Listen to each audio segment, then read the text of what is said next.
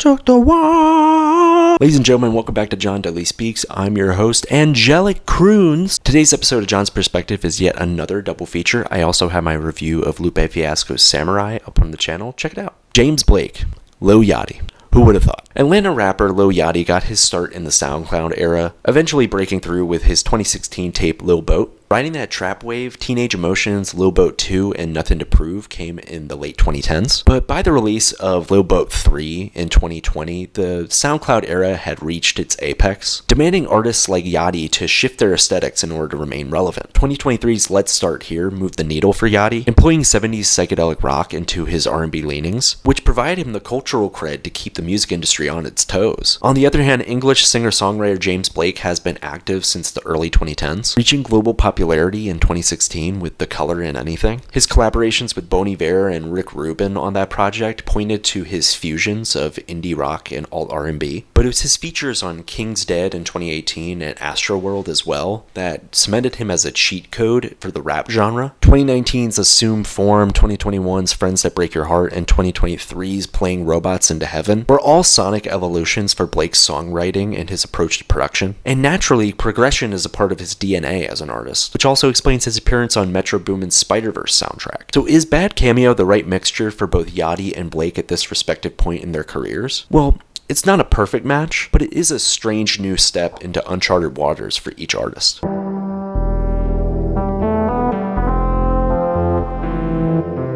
Swinging a lot harder into the alternative realm than hip-hop, I'd say that the production stylings on this are a lot more in tune with James Blake than Lil Yachty. But at the same time, with Yachty making the switch to the psychedelic lane, it makes sense that Blake and Yachty's production is built on atmosphere. Save the Savior does start us off on a slightly slouchy note, one that takes its time to build into the aura it's setting, but it's not until the 6-minute epic in Gray where the vision starts to take shape. The soft keys interspersed with intergalactic synths culminate into a breakdown that is slick and effective, akin to works of Aphex Twin and Radiohead. The subtly trap-inflected drums in Midnight are stunning in their mix with the synth-driven alt-rock foundation of the song, and I guarantee you won't hear another song like it throughout the year. Woo leverages the synth arpeggios once again, but the restraint does hold the climax back from reaching its fullest potential. Twice, on the other hand, may indulge too much of the abrasive elements of James Blake's sound, so it doesn't hold a candle to the brilliant starkness of the title track or the overt futurism of Transport Me. In the end, it's a cohesive sounding record, and though it does struggle to achieve accessibility and ambition at the same time, it's a thoroughly engaging experience on a musical level.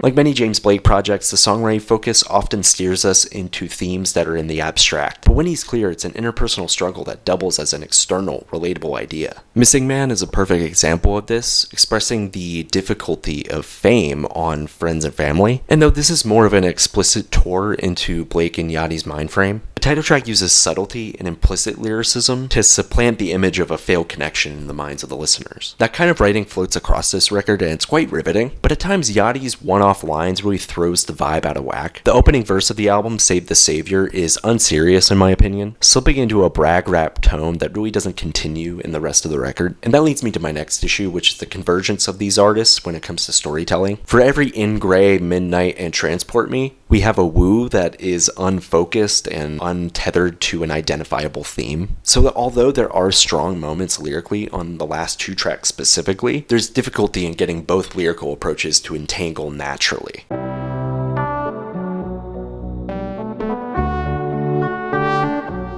James Blake has never sounded bad on a record, and that continues once again on Bad Cameo. His voice is pristine, chilling, engaging, and at times unequivocally majestic compared to others in the alt-pop lane. Lil Yachty, to me, is a different story, and by no means do I think his performance is bad or even mediocre, but there's just a disconnect on the kind of artist he wants to be on this project. Personally, I was a huge fan of his singing role on the record, because his vocal tone is incredibly unique and singular, and in turn he ends up capturing our attention just as much as James does. And in that sense, he blends with James perfectly, duetting with and complimenting James even on the alternative leading tracks. Yet when the raps on Woo and Save the Savior find Yachty slipping back into a familiar lane, I just don't find him to be as enthralling or interesting within this production framework. I wanna be here for the first gray hair. There's 10 songs on this 43-minute record, and I think this easily could have been slimmed down to an EP. In Gray, though the longest track here at 6 minutes, is a suspenseful listen that is immersive and instantaneously important, and I just wish that there were more moments here like this and not padding of the track listing. However, what we're left with is a mostly strong set of tracks, but with the pacing stalling and starting across the project, it holds James and Yachty back from crafting something digestible and concise.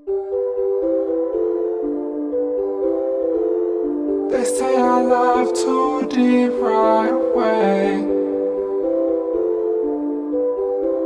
but if I try, I can't say. Although I am a little disappointed, I can't say this isn't a good album because it truly is one. I was just maybe expecting more risks and diversity in sounds. But that doesn't take away from how James and Yachty connect on the major tracks here, because when they do, it is a beautiful thing to behold. But hey, that's just my perspective. If you're a fan of James or Yachty, give this one a spin for sure. And if you want some ambient alt pop blended with a touch of psych rap, you gotta check this one out. Alright, that's all I got. Bye!